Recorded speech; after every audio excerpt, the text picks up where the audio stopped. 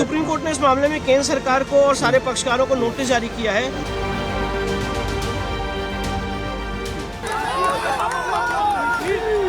UGC लागू होना चाहिए था पूर्ण रूप से। छात्रों के साथ जाति के आधार पर हो रहे भेदभाव को रोकने के लिए यूजीसी के बनाए नए कानून पर सुप्रीम कोर्ट ने रोक लगा दी है।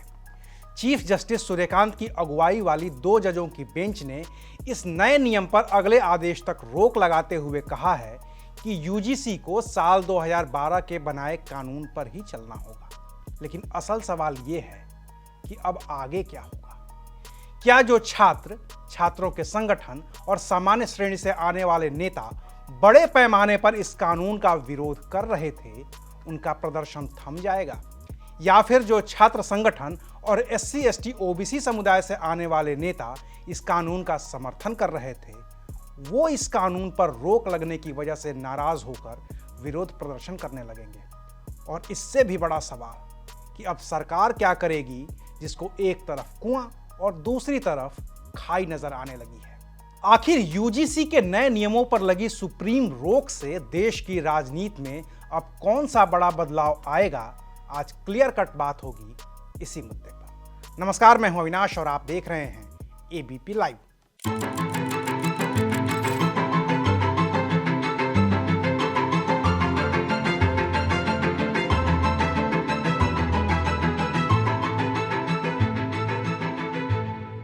13 जनवरी 2026 वो तारीख थी जब यूनिवर्सिटी ग्रांट कमीशन यानी कि यूजीसी की ओर से एक गजट जारी किया गया।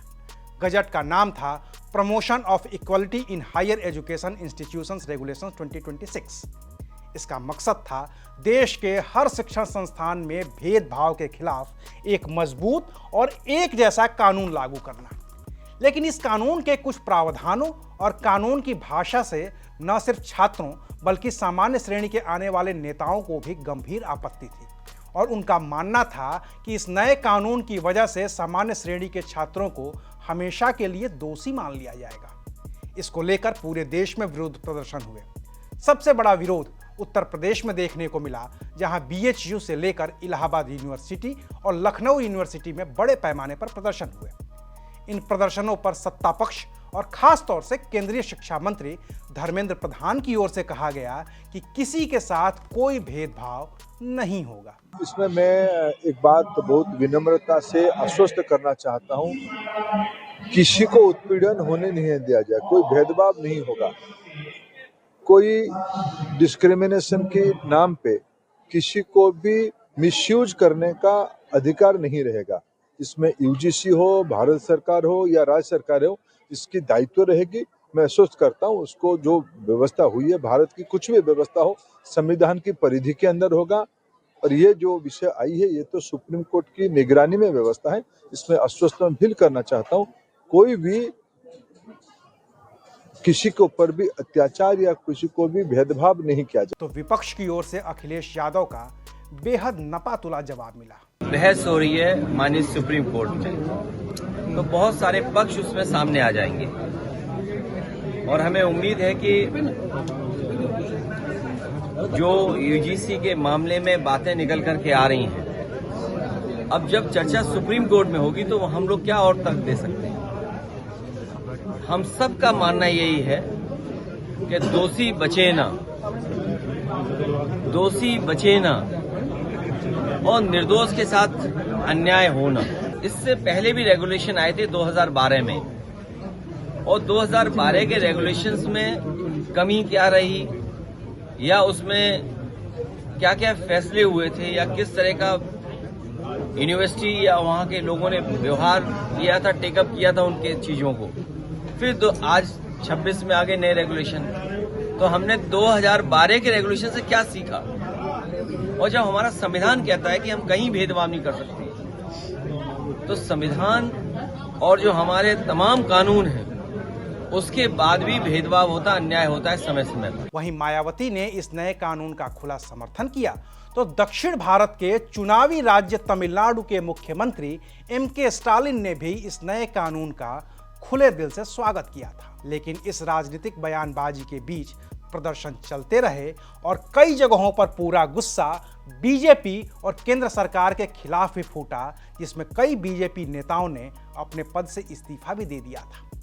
लेकिन 29 जनवरी की दोपहर इन सभी प्रदर्शनकारियों के लिए राहत की खबर लेकर आई, क्योंकि इस केस की सुनवाई करते हुए चीफ जस्टिस सूर्यकांत ने इस नए नियम पर रोक लगा दी और कहा कि अगले आदेश तक 2012 वाले नियम ही यूनिवर्सिटी में लागू रहेंगे। आज माननीय सुप्रीम कोर्ट ने जो यूजीसी रेगुलेशंस नए नियम पास किए गए हैं उस पर सुप्रीम कोर्ट ने रोक लगाई है, उसको एबियंस में रखा है और सुप्रीम कोर्ट ने अपनी पावर्स को एक्सरसाइज करते हुए अंडर आर्टिकल 142 जो यूजीसी रेगुलेशंस 2012 हैं उनको इन ऑपरेशन किया, उनको प्रभावी किया। अगला कदम क्या रहेगा, क्योंकि इस पे सुप्रीम कोर्ट की तरफ अब सुप्रीम कोर्ट ने इस मामले में केंद्र सरकार को और सारे पक्षकारों को नोटिस जारी किया है और इस मामले की अगली सुनवाई 19 मार्च को निर्धारित की गई है। अब 2012 वाले नियम क्या हैं उसको भी जरा संक्षेप में समझ लेते हैं और तब सुप्रीम कोर्ट के फैसले के असर की बात करते हैं। तो 2012 की व्यवस्था ये थी कि छात्रों के लिए यूनिवर्सिटी में सिस्टम बटा हुआ था। SC ST छात्रों के लिए अलग एंटी डिस्क्रिमिनेशन सेल होती थी, महिलाओं के लिए अलग शिकायत तंत्र होता था, दिव्यांगों के लिए अलग नियम कानून थे जो उनके साथ किसी भी तरह के भेदभाव को रोकते थे। लेकिन पूरे कैंपस के लिए एक ऐसा कॉमन, सख्त और समय सीमा में फैसला देने वाला सिस्टम नहीं था। इससे होता यह था कि कई शिकायतें फाइलों में ही दब जाती थी या सालों तक लटकी रहती थी। ऐसे में promotion of equality in higher education institutions regulation 2026 के जरिए यूजीसी ने हर कॉलेज और यूनिवर्सिटी में 2 व्यवस्थाएं अनिवार्य कर दी। पहला, इक्वल अपॉर्चुनिटी सेंटर EOC, जहां कोई भी छात्र या शिक्षक यह कह सकेगा कि उसके साथ भेदभाव हुआ है, चाहे जिस भी वजह से। और दूसरा, इक्विटी कमेटी, जो इन शिकायतों की जांच करेगी और कार्रवाई की सिफारिश करेगी। नए कानून के तहत कमेटी में कुलपति या प्रिंसिपल, SC प्रतिनिधि, ST प्रतिनिधि, OBC के प्रतिनिधि, महिला सदस्य, अल्पसंख्यक या दिव्यांग प्रतिनिधि और एक सीनियर प्रोफेसर या विशेषज्ञ को होना था। और फैसला किसी एक व्यक्ति का नहीं बल्कि सामूहिक समिति का होना था। कमेटी का काम था शिकायत दर्ज करना, दोनों पक्षों को सुनना, सबूत और रिकॉर्ड देखना, समय पर रिपोर्ट बनाना और दोषी पाए जाने पर कार्रवाई की सिफारिश करना। लेकिन असली विवाद यहीं से शुरू हो गया, क्योंकि इस समिति में ऐसा कोई प्रावधान नहीं था कि सामान्य श्रेणी से आने वाला कोई छात्र या शिक्षक इस कमेटी का सदस्य हो सके। लिहाजा सामान्य श्रेणी के छात्रों ने नए कानून के विरोध में आंदोलन शुरू किया, जो सड़क और यूनिवर्सिटी कैंपस से निकलकर सुप्रीम कोर्ट तक पहुंच गया। और आखिरकार सुप्रीम कोर्ट ने इस नए कानून पर रोक लगा दी। फैसला आते ही जो छात्र विरोध प्रदर्शन कर रहे थे वो अबीर गुलाल उड़ाकर जश्न मनाने लगे और सुप्रीम कोर्ट को थैंक यू बोलने लगे। सुप्रीम कोर्ट का फैसला बहुत स्वागत योग्य है। आज बंटवारे का फरमान जो कि हम छात्रों के बीच में आपसी फूट डालने का प्रयास किया गया था, जो कि छात्र साथ में कैंटीन में बैठ के एक थाली में खाना, एक हॉस्टल में रहना, एक साथ रहना किसी जाति से नहीं होता था। और आज उस छात्र समुदाय की बहुत बड़ी जीत हुई है, जो कि छात्र पूरे भारत देश में, लखनऊ विश्वविद्यालय से एक क्रांति उठी और पूरे भारत देश में अलग अलग हिस्सों में आंदोलन हुए, प्रयास किए गए उसके लिए। और आज उसी को सुप्रीम कोर्ट ने कहा है कि सुप्रीम कोर्ट के CGI चीफ जस्टिस जी ने कहा है कि उस पर एक कमेटी बन के मतलब योग्य लोगों की और उस पर जांच की जाए पुनर्विवेचना के लिए। तो उस पर रोक लिए बहुत ही स्वागत योग्य है छात्रों। लेकिन अब सवाल उस वर्ग को लेकर है जिनके लिए ये नियम बनाया गया था। नियम खास तौर पर SC ST और OBC छात्रों के साथ भेदभाव न हो इसके लिए बना था। लेकिन अब कानून पर रोक लग गई है तो ये छात्र क्या करेंगे? क्या ये छात्र सुप्रीम कोर्ट के अगले आदेश का इंतजार करेंगे या फिर आंदोलन की बारी अब इनकी भी हो सकती है? ये भी सवाल अब सरकार के सामने मुंह बाएं खड़ा है, क्योंकि अभी तो सामान्य श्रेणी के छात्र ही आंदोलन कर रहे थे, दायरा इतना बड़ा हो गया था। अगर SC ST और OBC वर्ग के छात्र आंदोलन पर उतरे तो उसका असर कितना व्यापक हो सकता है, आसानी से अंदाजा लगाया जा सकता है। बाकी होने को तो ये भी हो सकता है कि अगली सुनवाई यानी कि 19 मार्च को वो एक्सपर्ट कमेटी बन जाए जिसकी बात चीफ जस्टिस सूर्यकांत और जस्टिस जयमौल्या बागची ने अपने फैसले में की है। लेकिन उसमें अभी 1-1.5 महीने का वक्त है और इस मुद्दे पर जैसे सियासी बयानबाजी अभी शुरू हो गई है उसमें इस मुद्दे को हवा मिलनी तय है। और इसमें सबसे ज़्यादा मुश्किल केंद्र सरकार की है, क्योंकि इस साल बंगाल से लेकर तमिलनाडु केरल, पुडुचेरी और असम तक में विधानसभा के चुनाव हैं और हो सकता है कि इन चुनावों में यूजीसी के नियमों का असर थोड़ा कम हो, लेकिन जैसा आंदोलन उत्तर प्रदेश में देखने को मिला है उसे मद्देनजर रखते हुए केंद्र की बीजेपी सरकार को बीच का रास्ता अपनाना पड़ सकता है, क्योंकि 2027 में उत्तर प्रदेश में भी विधानसभा के चुनाव होने हैं और यूपी में जातीय समीकरण किसी भी चुनाव को किस कदर प्रभावित करते हैं ये किसी से छिपा नहीं है।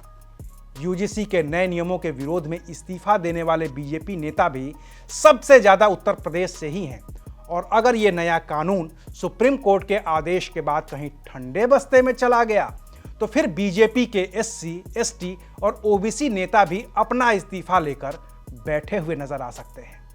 यानी कि बीजेपी के बड़े बड़े नेताओं के सामने एक तरफ कुआं है और दूसरी तरफ खाई।